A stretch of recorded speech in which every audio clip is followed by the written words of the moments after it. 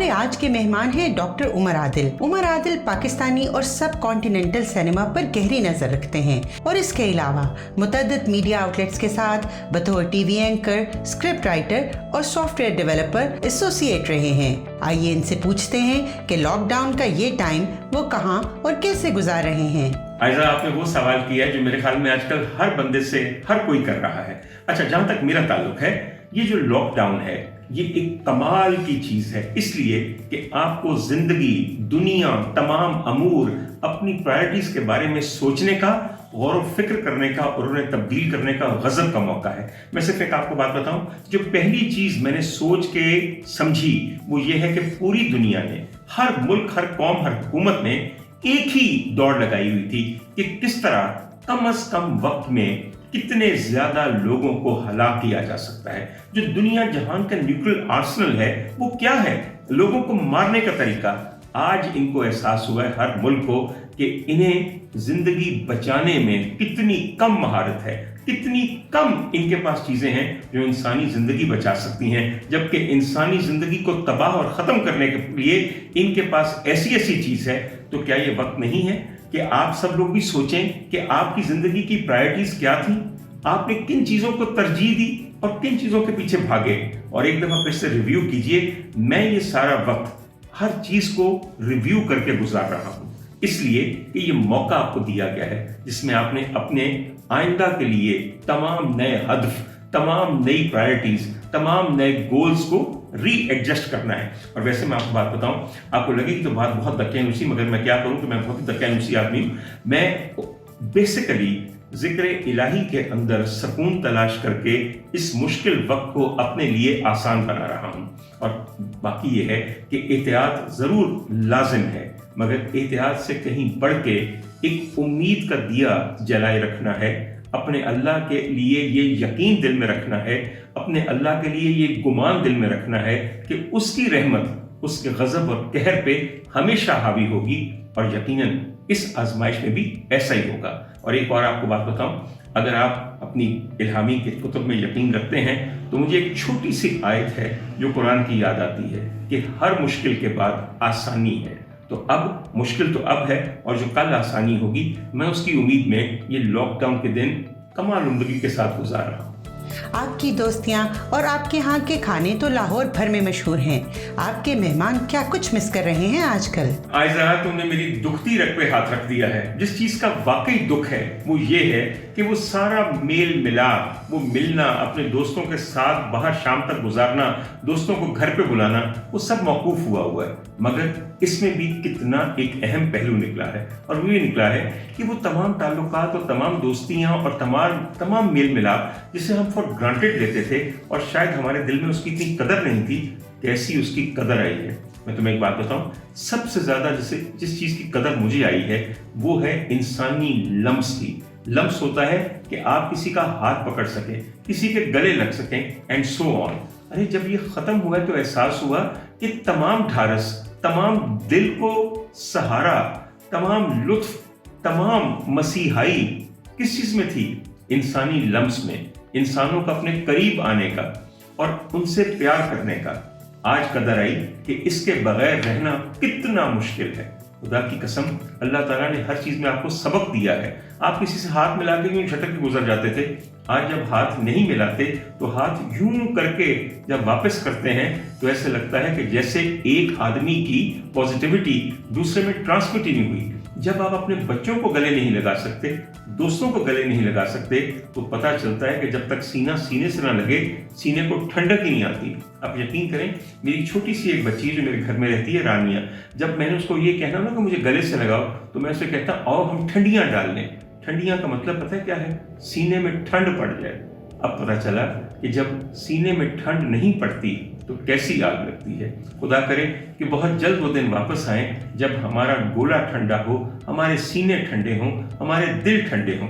और जहां तक मेरे दोस्तों का ताल्लुक है, खुदाया बेइंतहा मिस करते हैं, मैं उनको बहुत मिस करता हूं।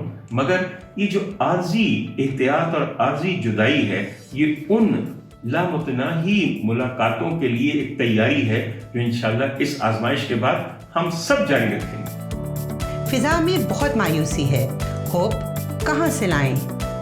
ایسا واقعی بہت بڑا چیلنج ہے کہ مایوسی سے کیسے بچا جائے. بس یہ ایک پرسنل ایفرٹ ہے. ہر بندے کو اپنے طور پہ جہاد کرنا ہے کہ آج کی مایوسی اور آنے والے دنوں کے اندیشے کی مایوسی سے کیسے بچا جائے. دیکھیے, زندگی بخشتی جائے گی نا تو مایوسی کو بھی ہم کانکر کر لیں گے. میں کس طرح کہوں کہ مایوسی سے بچنے کے وہی طریقے ہیں جو ہمیشہ سے استعمال کیے گئے ہیں. اپنے خدا پہ یقین رکھنا, کل کے لیے بہتر امید رکھنا, خوش امید رہنا, اپنے اندر نیگیٹیوٹی کو ختم کرنا اور یہ سوچنا کہ اپنی نعمتیں گن کے ان کا لسٹ بنا کے ایک احساس دل میں پیدا کرنا کہ اتنا کچھ ہے. دیکھیے, آج یہ بیماری ہے, کل اس کی فائنینشیل اور اکنامک امپلیکیشنز ہوں گی. کامیاب وہی قوم ہوگی جو واقعی متحد ہو کر ان سب چیزوں سے آگے نکل جائے گی, اور فرد بھی وہی کامیاب ہوگا. بہت ساری چیزیں دنیا کو بھی ختم کرنی ہے اپنے اندیشے اور ایک انسان کی مایوسی کو ختم کرنے کے لیے. اللہ کرے جو بڑے بڑے مالیاتی ادارے ہیں, جو آپ کے مانیٹری فنڈز ہیں, وہ غریب ملکوں کے قرضے رائٹ آف کر دیں, جس طرح بہت سارے حکومتیں اپنے بندوں کی کر رہی ہیں, تاکہ اس پورے کرۂ ارض پہ لوگوں کو جینا آسان ہو جائے. اگر ہم ایک دوسرے کا جینا آسان نہیں کریں گے تو ہم کبھی بھی نہیں جی سکیں گے. اس ایک آفت نے پوری عالمی برادری کو ایک بنا دیا ہے, مساوات کا ایسا سبق دیا ہے کہ کسی کو نہیں بخشا.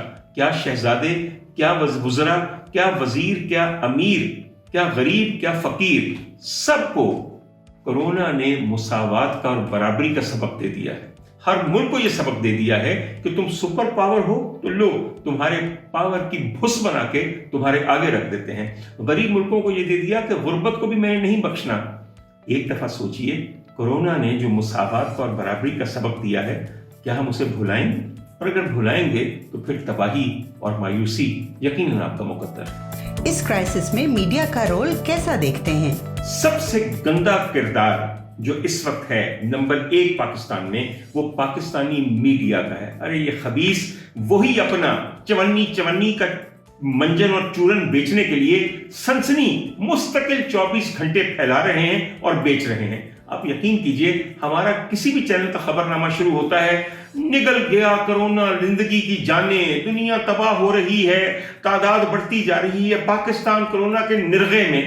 ارے ہیڈنگ لکھنے کا کوئی طریقہ ہوتا ہے جو دنیا سے سیکھیں. یہ جرنلزم ہے؟ یہ تو تیسرے درجے کا سٹیج ڈرامہ ہے جس کے رائٹر بیٹھ کے ہماری خبروں کی شہ سرخیاں لکھتے ہیں صرف سنسنی پھیلانے کے لیے. آج تک کبھی کسی نے ریویو کیا تھا کہ ہمارے میڈیا کو رپورٹنگ کیسے کرنی چاہیے, ہائی لائٹس کیسے بنانی چاہیے, شہ سرخیاں یا ہیڈ لائنز کیسے لکھنی چاہیے؟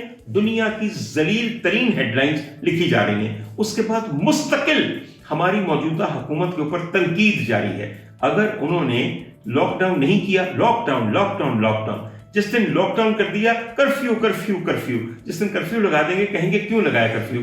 ان خبیث لوگوں کو, جن کو میں دجالی میڈیا کہتا ہوں, جنہوں نے کبھی خوشی نہیں ہونا اس لیے کہ لوگوں کو ہراساں کر کے, خوفزدہ کر کے, بیجا تنقید کر کے ان کا اپنا الو سیدھا ہوتا ہے. ایک لڑکی کی مجھے بات یاد ہے, کسی بڑے چینل کو بڑی نیوز کاسٹر بیٹھی ہوئی تھی اور وہ پوچھی تھی ایک مشیر سے کہ مجھے پتا چلا کہ جی آپ کے ہاں میو ہسپتال میں ایک مریض نے وینٹیلیٹر مانگا لیکن اس کو رسیوں سے باندھ دیا گیا. بی بی کم وقت, تجھے پتا ہے کہ وینٹیلیٹر کوئی کیک کا پیس ہے کہ مریض مانگے تو اس کے منہ میں ٹھوس دے؟ اور کون سی رسیاں کسی وارڈ میں ہوتی ہیں, کون سا کیک ان کے پاس موجود ہے؟ جو مریض ریسٹلیس ہوتا ہے اس کو بیڈ کے ساتھ کریپ بینڈیج کے ساتھ باندھ دیا جاتا ہے تاکہ اٹھ کے نہ بھاگے. اور آپ کو میں یہ بتاؤں کہ کورونا کے مریض ہوں یا نہ ہوں, اکثر مریض ایجیٹیٹڈ ہوتے ہیں اپنی مختلف میڈیکل کنڈیشنز کے ساتھ, لیکن بدتمیزی اور سنسنی اور تنقید, یہ 3 چیزوں کی چھابڑی لگا کے آپ کا میڈیا بیٹھا ہوا ہے. اور خبیث کے بچے یہ نہیں سوچ رہے کہ ان لوگوں کی بتائی ہوئی ان گھٹیا خبروں سے لوگوں کے موریل اور مختلف فیلڈز آف ورک کے لوگوں کے ساتھ جو تعلق جو پرسنل ہے ان کا کیا اثر انداز ہوگا.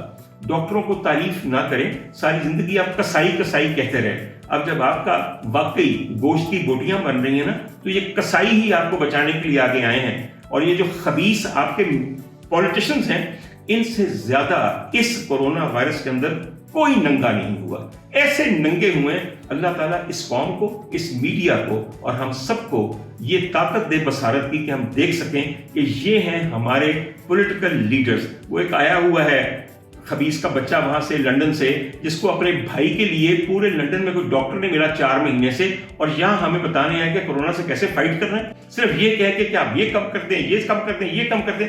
وہ خبیث کے بچے، تو نے ہمارے صوبے کے فنڈز اور ملک کے فنڈز کے ساتھ کیا کیا؟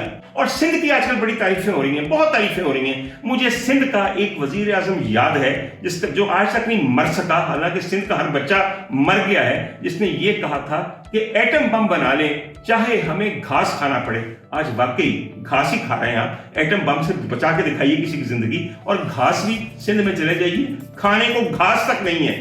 لعنت ہے ان پرائرٹیز، ان پولیٹیکل نعروں پہ اور ان پولیٹیکل ترجیحات پہ. اپنے دیکھنے والوں کو کوئی پیغام دینا چاہیں گے؟ اچھا، میں معمولی آدمی ہوں، میں نے کیا پیغام دینا ہے، لیکن میرا ایک ہی پیغام ہے: ریویو ریویو ریویو. دوبارہ ایک دفعہ دیکھیں کہ ہم اب تک کس منزل کی طرف جا رہے تھے. ہم نے اب تک کی تمام کوششیں کیا انسانی زندگی کو بچانے اور کیا بنی نوع انسان کی فلاح کے لیے کی یا اس کی تباہی کے لیے کی؟ یہ وقت ہے کہ ہم ایک دفعہ ریویو کریں کہ ہماری تمام تر کوششیں اب تک، ہماری تمام ترقیاں اب تک، ہماری تمام طاقت اب تک صرف ایک اور قوم کو، ایک اور ملک کو، ایک اور نسل کو تباہ کرنے کے لیے تھی، کسی کو بچانے کے لیے نہیں تھی. ہمیں چاہیے یہ کہ ایک دفعہ یہ ارادہ کریں کہ آج سے ہم نے اپنے آپ کو، اپنے جیسے اور انسانوں کو رنگ و نسل اور قومیت کی باتوں سے بالاتر ہو کے بچانے کی کوششیں کرنی ہیں، تاکہ ایک معمولی وائرس ہمیں یوں ہرا نہ دے اشرف المخلوقات کو. اور اشرف المخلوقات اگر اپنا دفاع نہیں کر سکے گا اور اپنے بارے میں اور اپنی فلاح کے بارے میں نہیں سوچ سکے گا، تو یقیناً ایک وائرس اسے کسی وقت بھی تباہ و برباد کر دے.